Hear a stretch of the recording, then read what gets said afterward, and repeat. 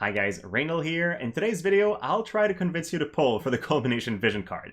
This Vision card provides you with both area resistance and agility up, and these are kind of the two best stats that I'm looking for within a Vision card together. So it's insanely good. Now it is only for the wind element. If you're not a wind player at all, you can afford to safely skip it, but otherwise if you intend on playing wind at some point, I really think it's one of the best investments you can make for your account.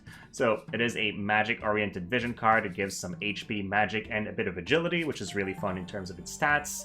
And then if you are going to equip this on Sadly himself, he gets some extra healing power and magic. It is going to be the best Vision card for him, but even in a team where there is no mage, a wind type team, I would still use the Vision card, put it probably on Joom or whoever is your tank, because having these extra stats that it gives to the whole party is really, really important, in my opinion. So what are these stats in details? Well, here we are. The primary abilities are a bit of area resistance, so 10, 20 spirit penetration, and then it reduces the unit equipping the Vision card's crit rate by 5, which is not the end of the world, unless you're a unit like maybe Winter Luartha who needs to crit for some additional effects. I feel like 5 crit rate is not the end of the world. But then the whole party gets 20 area resistance, which means 30 for the unit that equipped the Vision card, 15% extra agility, and 10 crit evasion. Naturally, this is going to be a Vision card you want to equip in the primary slot more often than not, because area resistance really doesn't scale too well in the secondary slot. So the individual area resistance becomes 3, the party area resistance becomes 6 if it's in a secondary slot, so I feel like you really want to leverage that as much as you can. The other stats are fine. Spirit penetration remains at 10, the agility is only cut down by half, and the crit evasion is almost full, so it's still 8. So why do I think area resistance and agility are so good? Well, the first thing about area resistance is no unit has penetration to it, so having area resistance is always good. Now you might be thinking, but Reynold, some abilities decrease area resistance, so it's not that great. Well, that's not quite true. So the way a flat decrease works in War of the Visions is it can actually go into the negatives. So let's say you had 0 area resistance and you're hit with an area resistance down 25, you are now weak by 25% to area attacks. Whereas if you had, say, 60 area resistance and you get hit with area resistance down 25, you still have 35 area resistance. So it's just purely positive, because what really destroys resistances are penetrations, right? If you have 80 slash resistance penetration and you're fighting a Nestor that has 100 slash resistance penetration, she just ignores your 80 slash resistance, and you've invested heavily into a stat that doesn't give you any real benefit. Nothing penetrates area resistance, so it's always a net positive on your team.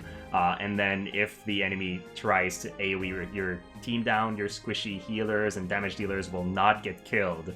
So in between single target resistance and area resistance, I think the area one is a lot more important because it just protects more people at once. So that covers why area resistance is so good, but also wind has many different sources of area resistance. They can stack them together for really unfair amounts, in my opinion, but we'll talk about that in a minute. The other component of this Vision card is agility, and right now I find that my teams are usually, when I'm running teams that aren't water or dark, I typically end up getting lapped by my enemies because they are faster than I. Most teams today, that from what I'm observing, run the Black Rose of the Battlefield Vision card for a 15% agility, and then another on-element 15% agility card, and they just make their team go really, really fast, eventually lap me, and when they lap is the moment I lose these fights. Because if we have even amounts of agility, then often I can build a team that's going to be able to beat them. So adding a bunch of agility to the wind team is going to be really good. Will you still need the Black Rose of the Battlefield Vision card to maybe catch up to those elements that use a ton of agility Vision cards? Yes, but at least now wind has something to even the playing field in terms of agility. You could technically use the Chocobo card, which is a really good MR card that gives you some agility, but it's not as valuable as having these two stats in a single Vision card, which is really where I'm convinced about the value of this one. And then I've talked a little bit about stacking area resistance, so let's talk about that. So you run the Culmination Vision card. You have 20 area resistance for your wind units already. Then you have somebody like Sadly who's going to use his buff, increasing wind units' area resistance by 20.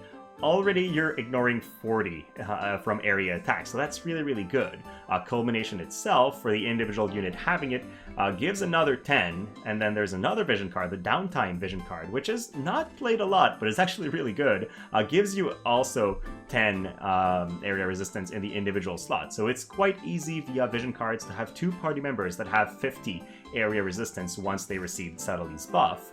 If you are using a Brigandine on your June, for example, well, you're not just at 50, you're at 60 actually, assuming you're running the Downtime vision card on her. So that's kind of nuts. And then some units have innate area resistance as well via their passives or their mastery abilities. So Subtlety has 10, he easily gets to 60 with his own vision card on himself. The Wind Glaciella, that's going to be the next cost 100 unit for Wind in the future, has 20 in one of her passives, so she can also go really high.